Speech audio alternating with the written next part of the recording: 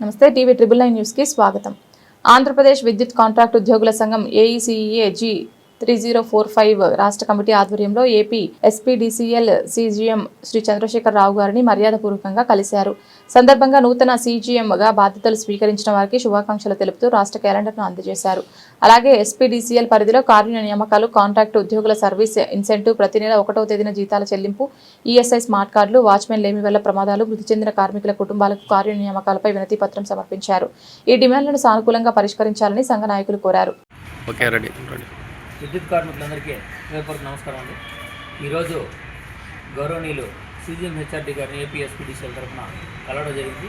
ప్రధానంగా ఎవరైతే విద్యుత్ సంస్థను నమ్ముకొని జీవనం సాగిస్తున్నటువంటి కార్మికులు చనిపోతే వారి కుటుంబాల్లో ఉద్యోగాలు ఇవ్వలేదని చెప్పేసి సీజీఎం హెచ్ఆర్డీ గారికి తీసుకెళ్ళడం జరిగింది. గౌరవనీయులు సీఎండీ గారికి కూడా గత వారంలో మేము కలిసినప్పుడు రిప్రజెంటేషన్ ఇవ్వడం జరిగింది. ఇప్పుడు ప్రధానంగా సంస్థను నమ్ముకొని చనిపోయినటువంటి వ్యక్తుల్లో ముఖ్యంగా కుప్పం నియోజకవర్గానికి సంబంధించినటువంటి వారు ఉండడం, అది ప్రత్యేకంగా వారి దృష్టికి కూడా తీసుకెళ్ళడం జరిగింది. గౌరవ ముఖ్యమంత్రి గారు ఉన్నటువంటి నియోజకవర్గంలో కార్మికుడు చనిపోయారు, ఇంతవరకు వారి కుటుంబంలో ఉద్యోగం ఇవ్వలేదు. ఎస్పీడీసీఎల్ అయినా ట్రాన్స్కో అయినా సంస్థను నమ్ముకొని పనిచేసినప్పుడు వాళ్ళకి ఎక్కడో ఒక దగ్గర వారు ఏదైతే వారు చదువుకోనున్నారో ఆ చదువు తగ్గ ఉద్యోగం ఖచ్చితంగా ఇవ్వాలని చెప్పేసి సీజీఎం హెచ్ఆర్డీ గారిని కలవడం జరిగింది. గవర్నమెంట్ సార్ కూడా స్పందిస్తూ సీఎండీ గారి దృష్టికి తీసుకెళ్తానని చెప్పారు.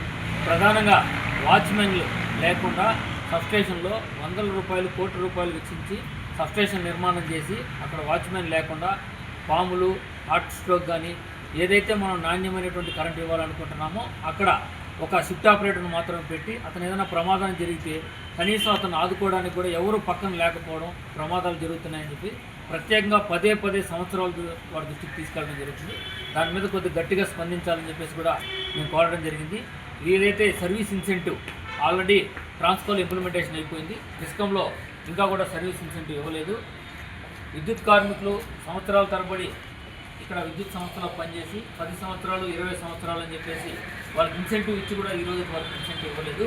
ఆ ఇన్సెంటివ్ మీద అదేవిధంగా గ్లౌజులు, హెల్మెట్లు, దీనికి సంబంధించి ఓఎండ్ఎం స్టాఫ్కి ఏదైతే కార్మికులు ఉన్నారో వాళ్ళకు 3000 రూపాయలు సబ్స్టేషన్కి ఇస్తున్నారు, కానీ అది కార్మికులకి చేరడం లేదని చెప్పేసి వారి దృష్టికి తీసుకెళ్ళడం జరిగింది. వాటన్నిటి మీద కూడా సార్ స్పష్టంగా ఇంకోసారి గౌరవనీయులు సీఎండీ గారి దృష్టికి తీసుకెళ్ళి అక్కడ న్యాయం జరగకపోతే మీరు దాని తర్వాత ఎటువంటి కార్యాచరణ ఇవ్వమని చెప్పారు. నేను దయచేసి పదే విద్యుత్ యాజమాన్యానికి రిక్వెస్ట్ చేస్తున్నాం. మా ఓపిక నశించిపోయి ఈరోజు ఇంతమంది కార్మికులు, అదేవిధంగా అన్ని డివిజన్లకు సంబంధించినటువంటి అధ్యక్షుల సమక్షంలో ఈరోజు గౌరవనీయులు సీజీఎం హెచ్ఆర్డీ గారిని కలవడం జరిగింది.